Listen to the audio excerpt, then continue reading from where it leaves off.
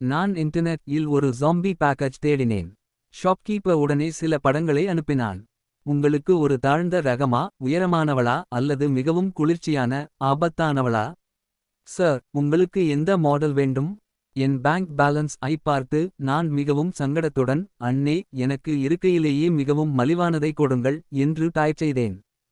Photos இல் இருந்த zombie பார்ப்பதற்கு மிகவும் அப்பாவியாகவும் கியூட் ஆகவும் மலிவானதாகவும் ஆபத்தில்லாததாகவும் தெரிந்தது. நான் நிம்மதி பெருமூச்சு விட்டேன். ஆனால் ஒரு வாரத்திற்குப் பிறகு அதே ஷாப்கீப்பர் எனக்கு பதற்றத்தோடு ஃபோன் செய்வான் என்று எனக்கு தெரிந்திருக்கவில்லை. சார், என்னை மன்னித்துவிடுங்கள். தவறுதலாக நான் பதில் சொல்வதற்கு முன்பே யாரோ திடீரென்று என் கையிலிருந்து ஃபோன் ஐ பிடுங்கினார்கள். எனக்கு அப்படியே பின்னால் செந்நிற கண்களை கொண்ட ஒரு பெண் நின்று கொண்டிருந்தாள். அவள் தன் கையை என் கழுத்தில் போட்டு என் காதருகே குனிந்து அன்போடு முணுமுணுத்தாள். என்னை திருப்பி அனுப்பப் போகிறாயா? உனக்கு உண்மையிலேயே அவ்வளவு தைரியம் இருக்கிறதா? இதெல்லாம் எப்படி தொடங்கியது? அன்று நான் கதவை திறந்தபோது கொரியர் ஆள் அங்கே நின்று கொண்டிருந்தான். வேர்வையில் நனைந்தபடி அவன் 2 மீட்டர் நீளமுள்ள ஒரு கனமான பாக்ஸ் ஐ உள்ளே இழுத்து வந்தான். சார், அப்படி என்னதான் ஆர்டர் செய்தீர்கள்? என்று அவன் புலம்பினான். கொஞ்சம் சங்கடமாக உணர்ந்து நான் அவனிடம் ஒரு தண்ணீர் பாட்டிலை கொடுத்தேன். மன்னித்துவிடுங்கள் அண்ணே, உங்களுக்கு ரொம்பச் சிரமமாகிவிட்டது. கஷ்டப்பட்டு டேப் ஐ அகற்றிய பிறகு உள்ளிருந்து ஒரு சிவப்பு சவப்பெட்டி ரெட் காஃபன் வெளிப்பட்டது. அதிலிருந்து சந்தனம் எரிவது போன்ற ஒரு மெல்லிய நறுமணம் வீசியது. இன்ஸ்ட்ரக்ஷன் மேனுவல் ஐ பின்பற்றி சவப்பெட்டியின் மீது இருந்த சிவப்பு குங்குமத் தாயத்தை ரெட் வமில்லியன் டாலஸ்மன் கிழித்துவிட்டு என் முழு பலத்தையும் கொடுத்து மூடியை திறந்தேன். உள்ளே பண்டைய சீன உடைகளை ஏன்ஷன்ட் சைனீஸ் க்ளோத்ஸ் அணிந்த ஒரு பெண் இருந்தாள். அவளது தோள் நிறம் அவ்வளவு வெளுத்திருந்தது. பல வருடங்களாக அவள் சூரியனையோ பார்க்கவில்லை என்பது போலிருந்தது. அவள் உயரமாகவும் மெலிதாகவும் 18 அல்லது 19 வயது நிரம்பிய ஒரு காலேஜ் பெண்ணைப் போல அவ்வளவு அழகாகவும் இருந்தாள். நான் தயங்கி என் கையை நீட்டி அவளது முகத்தை மெதுவாக தொட்டேன். அடுத்த நொடி அவளது நீண்ட கண் இமைகள் அசைந்தன. அவள் தன் கண்களை திறந்தாள். அவை இரத்தச் சிவப்பாக இருந்தன. அவளது அழகான முகம் திடீரென்று பயங்கரமாக மாறியது. கண்களை திறந்தவுடனேயே அந்த பெண் தன் வெளுத்த கைகளை நீட்டி என்னை நேரடியாக தன் அணைப்பிற்குள் இழுத்துக்கொண்டாள். நீங்கள்தான் என் கணவரா? என்று அவள் புன்னகையோடு கேட்டாள். அவள் என்னை கட்டிப்பிடித்த கணத்தில் என் மனமே மரத்துப் போனது. என் வாழ்க்கையில் இந்த நாடகம் எப்படித்தான் தொடங்கியது? ஆரம்பத்தில் என் வீட்டில் இருந்த விளக்குகள் பழுதாகத் தொடங்கின. யாரோ பைத்தியக்காரத்தனமாக ஸ்விட்ச் ஐ தட்டுவது போல அவை விட்டுவிட்டு எரிந்தன. சில நேரங்களில் ஒரு பலத்த தட்டும் சத்தம் கேட்கும். பிறகு எல்லாம் இயல்பு நிலைக்கு திரும்பும். பிறகு என் சுவர்களுக்குள்ளிருந்து பலத்த தட்டும் சத்தங்கள் வரத் தொடங்கின. நான் இரவு முழுதும் படுக்கையில் புரண்டு படுத்துக் கொண்டிருப்பேன். ஒரு நாள் நான் சுவரைப் பார்த்து கைகளை கூப்பி, அண்ணே, நான் நாளை காலை சீக்கிரமாக வேலைக்குச் செல்ல வேண்டும். தயவுசெய்து என்னை தூங்க விடுங்கள் என்று சொன்னேன். அறை ஒரு கணம் அமைதியானது. ஆனால் பிறகு ஒரு சிறு குழந்தையின் சிரிப்பு சத்தம் கேட்டது. நான் அமைதியாக போர்வையினுள்ளே சுருண்டு கொண்டேன். இந்த வீடு என் ஆஃபீஸ்க்கு அருகில் இல்லையென்றால், வாடகை அவ்வளவு குறைவாக இல்லையென்றால், அப்புறம் நான் இவ்வளவு ஏழையாக இல்லையென்றால் என்று ஓடிப்போயிருப்பேன். ஆனால் என் பாத்ரூம் ட்ரெயின் லிருந்து நீண்ட கருப்பு முடிகள் வெளியே வந்து அதை முழுவதுமாக அடைத்தபோது எல்லை மீறிவிட்டது. இப்போது என் பொறுமை முடிந்தது. பேய் பிசாசுகளைப் பற்றி நிறைய தெரிந்த ஒரு தூரத்து உறவினருக்கு ஃபோன் செய்தேன். அவர் டாங்ஷி இல் உள்ள பேய் பிசாசு பிரச்சனைகளை தீர்க்கும் ஒரு ஆன்லைன் ஷாப் அண்ட் லிங்க் ஐ எனக்கு அனுப்பினார். இவ்வளவு தூரம் வந்துவிட்டோம், கேட்டுத்தான் பார்ப்போமே என்று நினைத்தேன். கஸ்டமர் சர்வீஸ் பிரதிநிதி: சார், எங்கள் ஜாம்பி பேக்கேஜ் ஐ முயற்சித்து பாருங்கள். 100 விழுக்காடு கேரண்டி. அனைத்து பேய் பிரச்சனைகளும் ஒரே நேரத்தில் தீர்ந்துவிடும் என்று பதிலளித்தார். அதுதான் காரணம். இன்று நான் தக்காளி போல் சிவந்த முகத்தோடு என் இதயத் துடிப்பை கட்டுப்படுத்த முயன்றபடி சோஃபாவில் உட்கார்ந்திருந்தேன். அண்ணே, முதன்முதலில் சந்திக்கும் போது ஒரு பெண் இப்படி ஒருவனை கட்டிப்பிடிக்க முடியும்? அவளது பிடி அவ்வளவு இறுக்கமாக இருந்தது. என்னை அவளது உடலுக்குள்ளேயே உறிஞ்சி எடுத்து விடுவாள் போல தோன்றியது. என் அன்பு கணவரே, நான் உங்களை ரொம்ப இறுக்கமாக பிடித்துக் கொண்டேனா? அந்த பெண்ணின் பெயர் நவியா. அவள் எனக்கு முன்னால் அமைதியாக உட்கார்ந்திருந்தாள். அவளது 2 கூர்மையான ஜாம்பி கோரைப்பற்கள் ஃபேங்ஸ் தெரிந்தன. அவள் மிகவும் பதற்றமாக காணப்பட்டாள். தன் சட்டையின் கைகளை பிடித்துக்கொண்டு அப்பாவித்தனமாக, தயவுசெய்து என்னை மீண்டும் திருப்பி அனுப்பிவிடாதீர்கள். அவர்கள் என்னை ஒரு குப்பை போல நடத்தி தீயில் எரிப்பதை நான் விரும்பவில்லை என்று கேட்டாள். அவளது கண்கள் லேசாகச் சிவந்திருந்தன. அவள் 100 வருட பழமையான கொடூரமான ஜாம்பி போல் சிறிதும் தெரியவில்லை. மாறாக ஒரு சாமர்த்தியமான குட்டி நரி போல தெரிந்தாள். இத்தனை வருடங்களாக சிங்கிள் ஆக இருந்த நான் உடனே உருகிப்போனேன். என் கைகளில் இருந்த வலியும் மறைந்தது.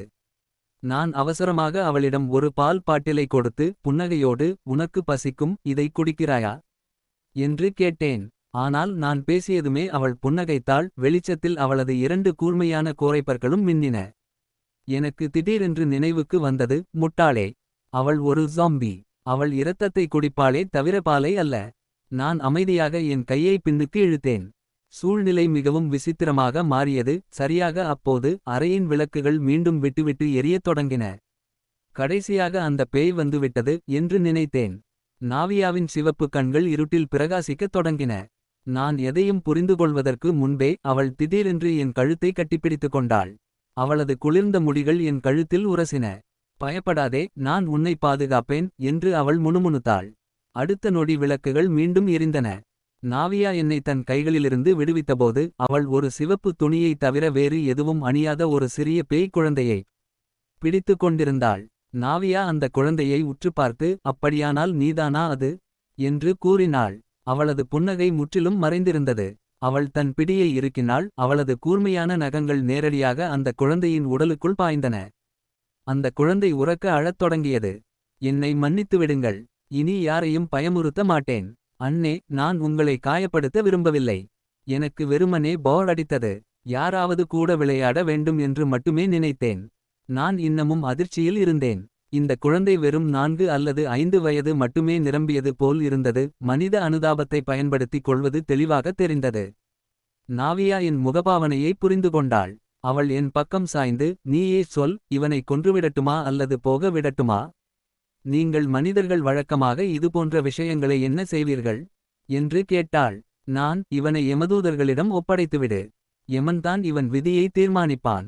இவன் மனிதனை கொன்றிருந்தால் நேரடியாக நரகத்திற்குத்தான் போவான் என்று சொன்னேன். என் வார்த்தைகளை கேட்டதும் அந்தச் சிறிய பேய் நிம்மதி பெருமூச்சு விட்டது. இவனுக்கு எனக்கு முன்னால் நின்று கொண்டிருந்த இந்த ஜாம்பி பெண் எமனை விட மிகவும் ஆபத்தானவளாக தெரிந்தாள். நில்லுங்கள், ஆன்லைன் செல, இவள்தான் மிகவும் பலவீனமான ஜாம்பி என்றுதானே சொன்னான்? எனக்கு சந்தேகம் வரத் தொடங்கியது. அப்போது நாவியாவிடம் இருந்து தப்பித்த பிறகு அந்த பேய் நாணத்துடன் சொன்னது, இப்போதுதானே நான் உன்னை ஒருமுறை கட்டிப்பிடித்தேன், நீயும் என்னை ஒருமுறை கட்டிப்பிடித்தாய். அதனால் இப்போது கணக்கு சரியாகிவிட்டது. இப்போது நீ என்னை மீண்டும் திருப்பி அனுப்ப மாட்டாய் அல்லவா? எனக்கு எரிச்சலாக வந்தது. ஏய், அது எப்படி கணக்கு சரியாகும்? எப்படியோ நாவியாவை திருப்பி அனுப்ப மாட்டேன் என்று உறுதியாக வாக்குறுதி அளித்ததும் அவள் நிம்மதி பெருமூச்சு விட்டாள். அவள் தன் கையை நெஞ்சில் வைத்துக்கொண்டு புன்னகையோடு, அப்படியானால் இனிமேல் என்னை நன்றாக பார்த்துக்கொள் ரோஹன் என்று சொன்னாள். அவளது குரல் மிகவும் பரிச்சயமாக இருந்தது. பல வருடங்களாக என்னை தெரிந்தவள் போல அவளது செல்லப் பெயரால் என்னை கூப்பிட்டாள். நேரம் அதிகமாகிவிட்டதால் நான் அவளுக்கு ஒரு புதிய மெத்தை மற்றும் போர்வையை கொடுத்தேன். உன் சவப்பெட்டியை ஹால் இல் வைத்தால் பரவாயில்லையா? நாவியா மகிழ்ச்சியோடு தலையசைத்தாள். அன்று இரவு நான் படுக்கையில் படுத்திருந்தபோது என் உடல் முழுவதும் ஒரு விசித்திரமான குளிரை உணர்ந்தேன். சிறுவயதிலிருந்தே என் அதிர்ஷ்டம் குறைவாக இருப்பதால் கெட்ட விஷயங்களுக்கு நான் எளிதில் இலக்காகிவிடுவேன் என்பதால் இரவு நண்பகல் 12 மணிக்கு முன் வீட்டிற்கு வர வேண்டும் என்றும் இருட்டான சந்துப்பாதைகளை தவிர்க்க வேண்டும் என்றும் என் பெற்றோர் சொல்வது வழக்கம். 4 வயதில் நான் கடுமையாக நோயுற்றிருந்தேன். ஒரு மந்திரவாதிதான் என் உயிரை காப்பாற்றினார். எனக்கு நினைவாற்றல் திரும்பியபோது என் அம்மா என்னை பிடித்துக் கொண்டு அழுது கொண்டிருந்தாள். ஆனால் இன்றுவரை எனக்கு அந்த மந்திரவாதியின் முகம் நினைவில் இல்லை. நீண்ட கூந்தலை கொண்ட ஒரு பெண் என்ற மங்கலான நினைவு மட்டுமே உள்ளது. இவற்றையெல்லாம் யோசித்துக் கொண்டிருந்தபோது பனியால் ஆன ஒரு அறையில் இருப்பது போல எனக்கு திடீரென்று கடும் குளிர் எடுத்தது. பல நீண்ட மெல்லிய முடிகள் என் உடலைச் சுற்றி என் வாயையும் மூக்கையும் மூடுவதை உணர்ந்தேன். எனக்கு மூச்சு திணறத் தொடங்கியது. காப்பாற்றுங்கள்! என் வாயிலிருந்து ஒரு மெல்லிய சத்தம் மட்டுமே வந்தது. அவனை விட்டுவிடு! திடீரென்று ஒரு மிக கடுமையான மற்றும் பனி போன்ற குரல் அறை முழுதும் எதிரொலித்தது. அந்த வார்த்தைகள் அவ்வளவு சக்தி வாய்ந்ததாக இருந்தன. என் உடலின் மீதிருந்த அனைத்து அழுத்தமும் கணநேரத்தில் மறைந்தது. அறையில் ஒரு பயங்கரமான அலறல் சத்தம் எதிரொலித்தது. திடீரென்று இரத்தத்தின் துர்நாற்றம் வீசியது. ஆனால் அடுத்த நொடியே அனைத்தும் முற்றிலும் இயல்பு நிலைக்கு திரும்பியது. தூங்கு! யாரோ ஒருவரின் குளிர்ந்த விரல்கள் என் நெற்றியை தொட்டன. அந்த குரல் மிகவும் அன்பாக இருந்தது. நான் உன்னுடன் தான் இருக்கிறேன். என் கண்கள் கனத்தன. நான் ஆழ்ந்த தூக்கத்தில் விழுந்தேன். அடுத்த நாள் காலை நான் என் கண்களை திறந்தபோது காற்றில் ஒரு விசித்திரமான கருப்புச் சாம்பல் மிதந்து கொண்டிருந்தது. நான் அவசரமாக எழுந்து திரைகளை விலக்கினேன். காலை சூரிய வெளிச்சம் உள்ளே நுழைந்ததும் அந்த கருப்புச் சாம்பல் ஒரு கணத்தில் மறைந்துவிட்டது. நேற்று இரவு அப்படி என்னதான் நடந்தது? நான் பெட்ரூம் கதவை திறந்தபோது நாவியா ஏற்கனவே விழித்து தன் சிவப்பு சவப்பெட்டியில் உட்கார்ந்திருந்தாள். அவளது ஆடைகள் கொஞ்சம் கலைந்து அவளது வெளுத்த தோலை காட்டின. என்னை பார்த்த கணத்தில் அவளது தூக்கம் பறந்துவிட்டது. நாவியா புன்னகைத்து எனக்கு குட் மார்னிங் சொல்லிவிட்டு உடம்பை முறித்தாள். அவளது பழைய மூட்டுகள் சொடக்கு போடும் சத்தத்தை எழுப்பின. இந்த குழந்தைக்கு உண்மையில் எவ்வளவு வயது இருக்கும் என்று யோசித்தபடி அவளது திறந்த வாயை பார்த்தேன். சிறிது நேரம் கழித்து நான் என் காலணிகளை அணிந்து கொண்டிருந்தேன். வீட்டில் இருந்த பாத்ரூம் உடைந்திருந்தது. என் பெட்ரூம் இல் இருந்த அதே கருப்புச் சாம்பல் அதைச் சுற்றிலும் கிடந்தது. இன்று திங்கட்கிழமை, அதனால் நான் பிரேக்ஃபாஸ்ட் சாப்பிட்டுவிட்டு ஆஃபீஸ் இக்கு கிளம்ப தயாரானபோது நாவியா ஒரு சிறிய களிமண் பானையை என்னை நோக்கி வீசினாள். உள்ளிருந்து அதே சிறிய பேய் குழந்தை வெளியே வந்தது. அவனுடைய கண்கள் முற்றிலும் கருப்பாகி அழுது கொண்டிருந்தன. நாவியா அப்பாவித்தனமான கேலியோடு, ரோஹன், இவனை உன்னோடு வேலைக்கு அழைத்துச் செல். இவன் உன்னை கெட்ட விஷயங்களிலிருந்து பாதுகாப்பான். ஏதாவது ஆபத்து வந்தால் இவனை முன்னால் தூக்கி வீசிவிட்டு நீ ஓடிவந்து விடலாம். நான் மாலையில் உன்னை அழைக்க வருகிறேன் என்று கூறினாள். நாவியாவின் வார்த்தைகளைக் கேட்டதும் அந்தச் சிறிய பேய் இன்னும் உரக்க அழுதது. ஆனால் நாவியா முறைத்து பார்த்ததும் உடனே வாயை மூடிக்கொண்டது. உன்னால் வீட்டில் தனியாக இருக்க முடியுமா? நாள் முழுவதும் என்ன செய்வாய் என்று கேட்டேன். நாவியா தன் விரல்களில் எண்ணத் தொடங்கினாள். நான் நவீன இயந்திரங்களை பயன்படுத்துவது எப்படி, தீப்பிடித்தால் வீட்டை விட்டு வெளியே ஓடுவது எப்படி என்பதை கற்றுக்கொள்வேன். பேசும்போது அவள் வெட்கப்பட்டாள். அவள் புன்னகைத்துக் கொண்டே, அப்புறம் உன்னை எப்படி மகிழ்ச்சியாக வைத்திருப்பது என்பதை கற்றுக்கொள்வேன் என் எஜமானரே என்று கூறினாள். அவளது புன்னகை அவ்வளவு அழகாக இருந்தது. என் இதயம் ஒரு கணம் துடிப்பதை நிறுத்தியது. சரி, நான் ஈர்க்கப்பட்டேன் என்பதை ஒத்துக்கொள்கிறேன். நான் மகிழ்ச்சியோடு ஆஃபீஸ் இக்கு கிளம்பினேன். எலிவேட்டர் ஐ அடையும் வரை அந்த மகிழ்ச்சி என் முகத்தில் இருந்தது. அங்கே என் பாஸ் ஐ சந்தித்தேன். அவள் என் காலேஜ் சீனியர் ரியா. குட்டை ஸ்கர்ட், நீண்ட கால்கள், அப்புறம் எப்போதும் முகத்தில் ஒரு தீவிரமான பார்வை. ஆனால் அவள் உண்மையில் ஒரு ரகசிய தாவோயிஸ்ட் கன்னியாஸ்திரி, டாவோஸ்ட் நான் என்று யாராலும் ஊகிக்க முடியாது. ரோஹன், கடந்த சில நாட்களில் ஏதாவது விசித்திரமாக நடந்ததா? நான் உனக்கு கொடுத்த தாயத்து ஆம்யூலட் அதன் பலனை இழக்கப் போகிறது. நான் உனக்கு ஒரு புதியதை தருகிறேன். சீனியர் ரியா எப்போதும் என் மீது அக்கறை கொண்டிருந்தாள். காலேஜ் நாட்களில் அவள் மிகவும் கர்வம் பிடித்தவள் என்று எல்லாரும் சொல்வார்கள். ஆனால் ஒரு ப்ராஜெக்ட் இல் அவளோடு வேலை செய்தபோதுதான் அவளுக்கு ஆட்களிடம் எப்படி பேசுவது என்று தெரியவில்லை என்பதை உணர்ந்தேன். சிறுவயதிலிருந்தே மலையில் உள்ள ஒரு ஆசிரமத்தில் வாழ்ந்தவள் அவள். நன்றி சீனியா, நான் எப்போதாவது உங்களை லான்ச்கோ அழைத்துச் செல்கிறேன். ஆனால் இப்போது தாயத்து எதுவும் தேவையில்லை. நான் பிரச்சனையை தீர்த்துவிட்டேன். நான் அவளை மேலும் தொந்தரவு செய்ய விரும்பவில்லை. தவிர அந்த நேரத்தில் நாவியாவின் அழகிய கண்கள் என் மனதில் சுற்றி கொண்டிருந்தன. ரியா கொஞ்சம் ஆச்சரியமாக பார்த்தாள். சரி, லான்ச் எதுவும் தேவையில்லை.